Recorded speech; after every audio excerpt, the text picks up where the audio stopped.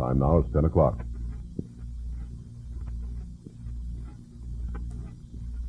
Destination Freedom.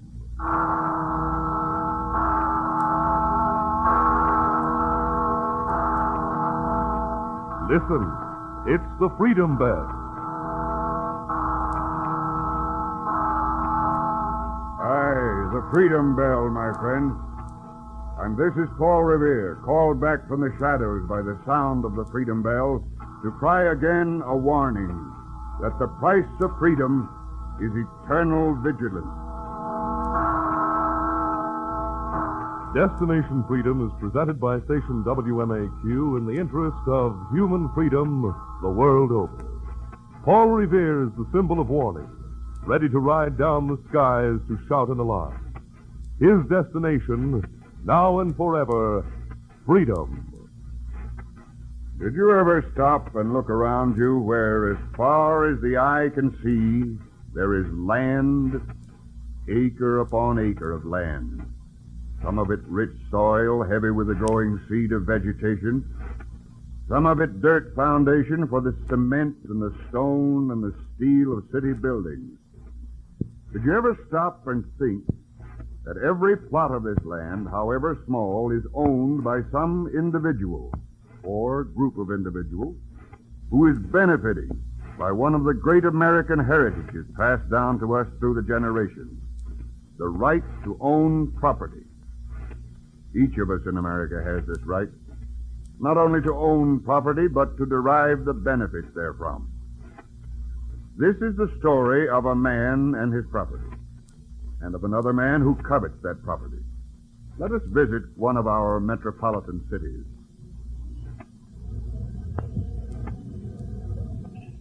We go through the steady stream of noisy city traffic into a massive stone skyscraper, where high up on the 23rd floor, behind a beveled glass door marked Cross Enterprises Incorporated, three men are talking. Yes, Handley, your plans for the new supermarket meet with my approval, with the several changes I've suggested, of course. I'm glad they're satisfactory, Mr. Cross. I see no reason now why we can't proceed with the construction of the building immediately. We have bids in from several contractors, Mr. so Cross, might I we can say- decide on one of them without delay. Yeah, be quite a plum for someone. Erecting the largest supermarket in the United States? Now, let's see. Mr. Cross, sir, What is it, Hunter? Why do you keep interrupting me? it's just that, well, you see, Mr. Cross, we don't yet have title to all of the necessary land on which to erect the market. What do you mean? Why haven't we? Well, it's taken so much time to complete final arrangements for the bulk of the property that there's 1 acre we haven't bought yet. 1 acre? That's ridiculous. Well, get busy and buy it. Yes, sir, that's what we intend doing. What you intend doing? It should have been done long ago. What do you think I pay you and that legal fellow, what's his name? Wallace, sir. Wallace for? I've never heard of such incompetence. Right away, sir. We'll do it right away. It won't take long. Most of the property owners in that Maplewood slum area are easy to make a deal with. Naturally. That's why I see no reason that... Who owns this acre? A Negro preacher by the name of Brown. Harwood Brown. Well, what are you sitting around for? Get over and see this fella. I want construction work on the Cross Supermarket started without delay. Yes, Mr. Cross, I'm on my way. And get it as cheap as you can. $3 million is enough to spend on one project.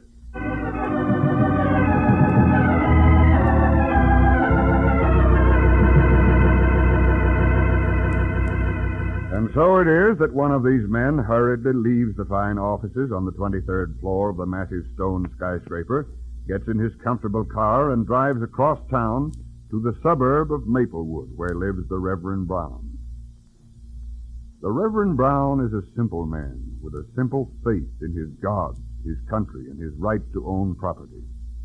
There he is now, standing in the yard near the door of his small frame house, his body bent and shaky with the weight of his years, but his voice strong and forceful as he speaks to the little group of people gathered about him.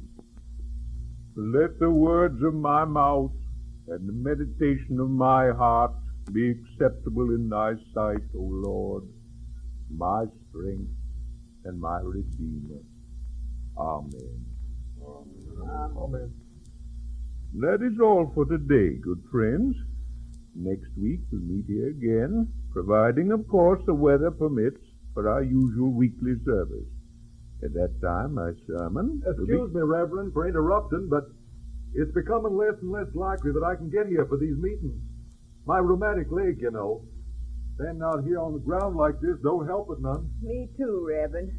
Since I've been ailing, these outdoor meetings, sometimes with the sun beating down, sometimes with a cold wind blowing, it's just too hard on me. It was different, Reverend, when we were younger. What I want to know is, when are we going to get our new church, so we can worship in comfort? Yeah, that's what we all want to know, Reverend. I know how difficult it has been for most of you, and believe me, I sincerely appreciate your loyalty to me these past 10 years, since our frame church was torn down. I never gotten over that tearing down our church just because it was made of wood instead of brick. I've explained it.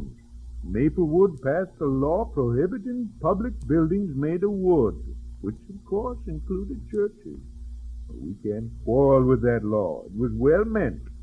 A frame structure is no protection against fire. Well, maybe if you say so, Reverend, but still it makes me right angry. The Lord giveth, and he also taketh away. So be it. 10 years we've been saving. Little here and little there, trying to scrape together enough money to build a brick church. So far, we only got about enough to build a chimney. Yeah, where are we going to get enough money to build a brick church? The Lord will provide. Just be patient. We'll get our new church. Forgive us, Reverend. It's just that sometimes it's hard to follow your example. I know. Learning patience is one of man's most difficult lessons. But once learned, it brings with it the greatest reward. So let us have faith and wait a little longer, shall we? We'll have faith. Why, look around at this little acre of land and be thankful for it. Keep in mind that we are benefiting from one of the great American rights, the right to own property. And that because of this right, we have the land on which to build our church when we can afford to do so. This thought will make the waiting easier.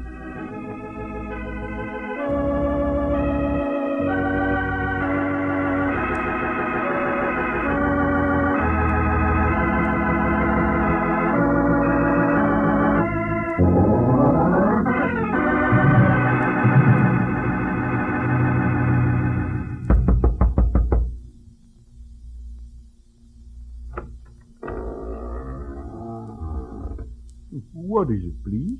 My name is Hunter. I'm from the Cross Enterprises. I'd like to talk with you a moment, Reverend Brown. Oh, certainly. Come in, sir. Come in. I haven't got much of a place here, but I do my best to make my guests comfortable. Oh, wait, I'll move this chair around for you. Oh, thanks. Come, Boppy, get down. Chairs for the gentlemen. Here, sit here, sir. I found my dog and my 2 cats, a lot of company. And, of course, my goat. Very healthful, too, goat's milk. Reverend Brown, I only have a little time, so I'll come straight to the point. We want to buy your property. I've been authorized to offer you... Oh, this property's not for sale, Mr. Hunter. See, it's the Lord's property. The Lord's property? Yes, this is to be the site of my new church. But can't you build your church someplace else? Oh, no. No, this is where our old church stood. This is where we want the new one, on consecrated ground. Well, I'll make it worth your while to sell. I'll double your original purchase price. What did you pay for this acre? $300. That was 20 years ago, when Maplewood was just a rural section before it became a suburb. All right, $600. That certainly is a fair offer. No, you see... $1,000.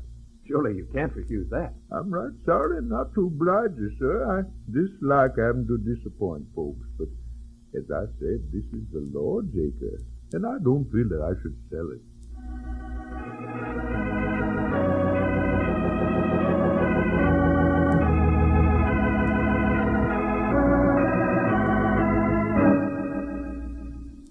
You mean to tell me, Hunter, that you let this simple old fellow outsmart you? There was nothing I could do with him. He just refused to barter. Oh, nonsense. He's just holding out for more money. Now go back and try again. And this time, see that you get that property. So high up above the street as the city traffic streams by far below and the sun drifts lower in the sky, the man named Cross waits. While across town in a small frame shack, the man named Hunter again tries to bargain with the Reverend Brown. $2,000. Oh, sorry, Mr. Hunter. This property is not for sale. But if you get a good price for it, $3,000. How about $3,000? No, as I said. $4,000. No, you don't seem to understand. $5,000. Well, then $6,000. All right, I'll raise it to $7,000. At last, weary with his effort, Hunter returns with word of his failure. And you say he refused your offer of $8,000? Hunter, you're a fool. Any other man in my position would fire you. But, Mr. Cross, If he won't sell, there must be another way to get that property. There's that lawyer. I told him to come in here. Wallace! I'm right here, Mr. Cross. Oh, I didn't hear you come in. Well, have you checked with the tax division? I have. The annual taxes on the Harwood Brown property are now overdue. Tomorrow is the delinquent date. Now, we're getting somewhere. And if he doesn't pay them tomorrow? According to the law of this state, the property will be sold for taxes 30 days after the delinquency date. You mean that's all there is to it? We could buy it then? First, of course, a notice of sale must be published in the newspaper for a period of 10 days. Oh. Let me think a moment. There'd be nothing to stop us then from buying that property and at a good price, would there? I think I follow your reasoning, Mr. Cross. No, there wouldn't. It would go to the highest bidder, but, after all, who else is interested in bidding on it but us? What about the deed? In this state, a deed is issued at the time of sale. It's not actually recorded for a year, of course, but that's a mere technicality. Looks as if it would be clear sailing, assuming, of course, this man fails to pay his taxes. Wallace, you seem to be a young man of foresight and shrewdness. You know, I like that. Would it be worth, say, a little extra bonus for you to make certain that this Brown doesn't pay his taxes tomorrow? You can count on me, Mr. Cross. You can count on me.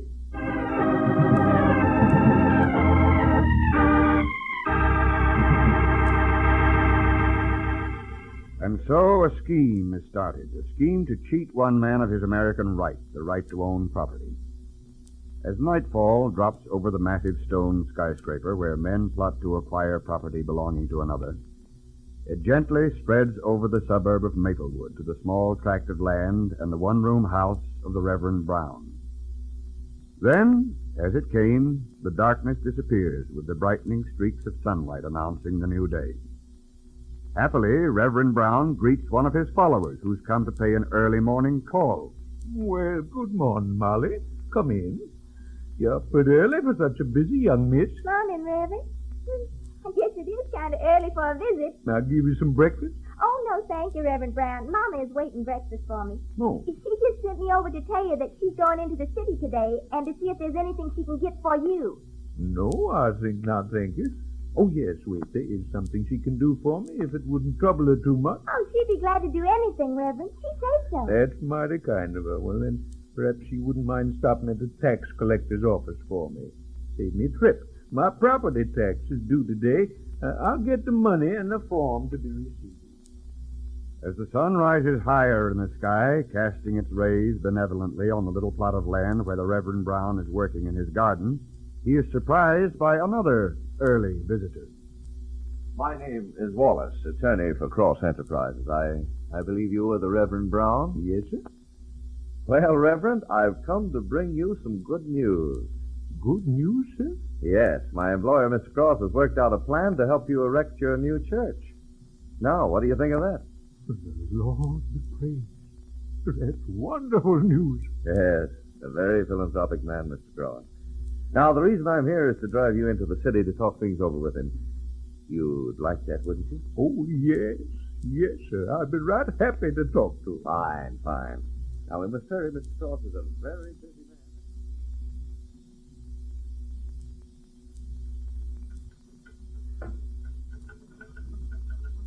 Well, here we are, Reverend Brown.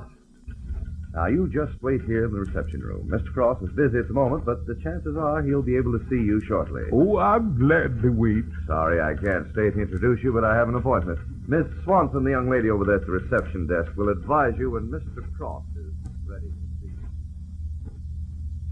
you. In the unaccustomed luxury of the reception room, Reverend Brown smiles happily to himself as he sits nervously on the edge of a chair. Gradually, he begins to feel at home in the ornate surroundings. Finally, he dozes quietly. He's awakened by the striking of chimes on a nearby tower clock.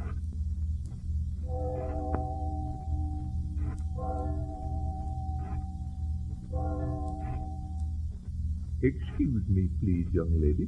What is it? Well, I guess you know that Mr. Walters brought me here at 8 o'clock this morning. He said that Mr. Cross wanted to see me. I was wondering if that is, Mr. Cross knows I'm here. Certainly he knows. He said you were to wait. Oh, thank you, miss. If that's what he said, I realize, of course, that he's a busy man. He's in conference at the present time. I'll let you know when you may see him. Yes, miss. Thank you. I'll wait. I didn't mean to see you.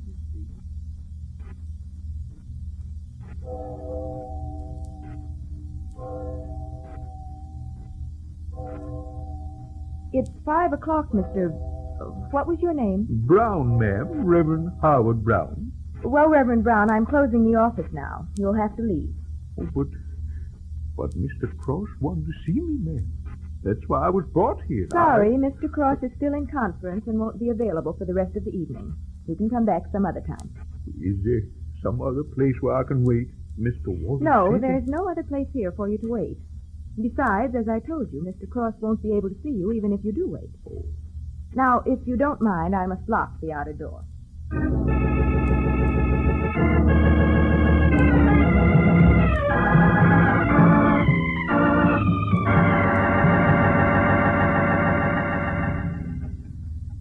Yeah, very clever idea, Wallace's. Getting the old man away by subterfuge and keeping him here on his delinquent tax date so he wouldn't have a chance to pay his taxes. Yeah, the old fellow was so taken up with the fictitious idea of my helping him build his church, he forgot everything else. Yeah, that's pretty good. If you ask me, I think it was a low trick. And I want your opinion, Hunter. I'll ask for it. Now, I want you to get in touch with the contractor as soon as Wallace returns. I think we're safe in proceeding. Oh, here he is now. Mr. Cross, something has been fouled up. What has? I just phoned the collector's office to see if the notice of sale would be in the evening papers, and he says the taxes on the Howard Brown property are paid up. Paid today. What? How could that be? The old man was waiting in the reception room all day. I don't know. All I know is that they're paid. Oh, you fool. How can I operate any kind of a decent organization surrounded by a group of imbeciles?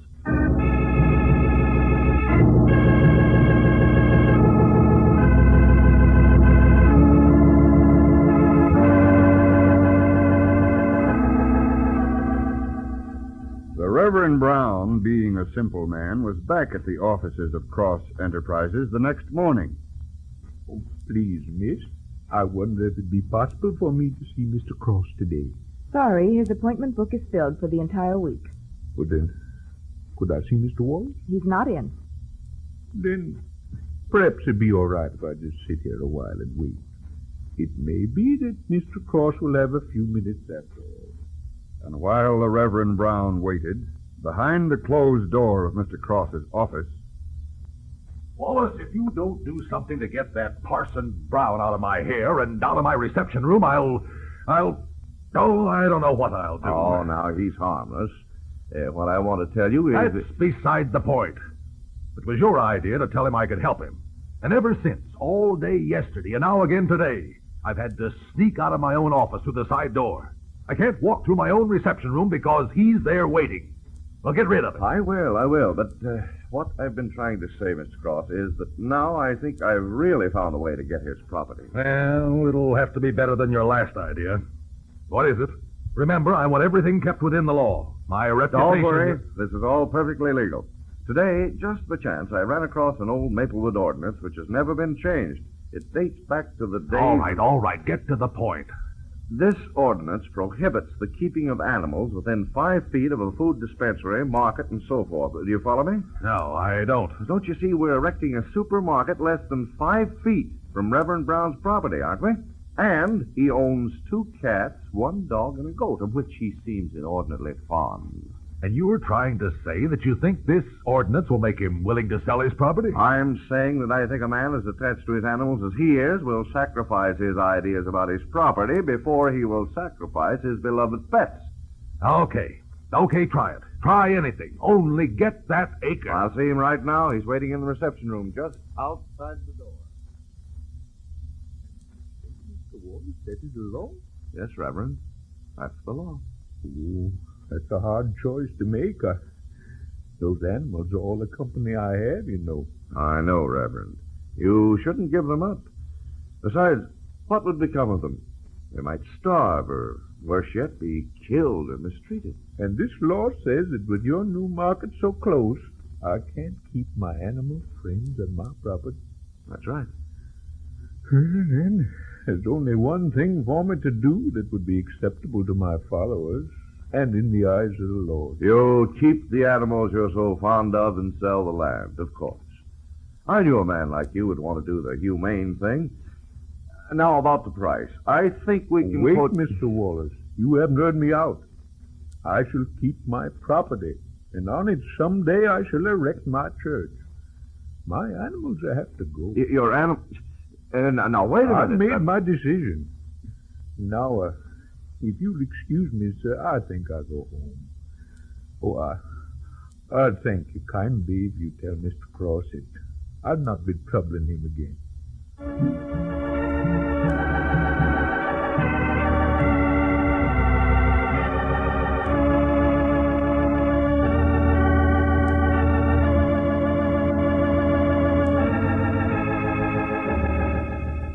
Slowly, sadly, the Reverend Brown makes his way back through the crowds and the noise of the city to the quiet peace of his little shack. There he tries to plan how best he may dispose of the pets that mean so much to him. And he decides to delay a few days. Just a few days' delay can't matter. Back at the offices of Cross Enterprises, Mr. Cross is heatedly discussing the delay in his own plan. Each day we delay in beginning work on the construction of the Cross Supermarket is costing me thousands of dollars. And here we sit, stymied. And why? Simply because my assistant and my attorney haven't the ability to close a deal for 1 small acre of land. We've done everything we could. You certainly have. Well, Mr. Cross, what would you suggest we do now? You've done enough, both of you. From now on, I'll handle this matter. I'm going to see this Reverend Brown myself.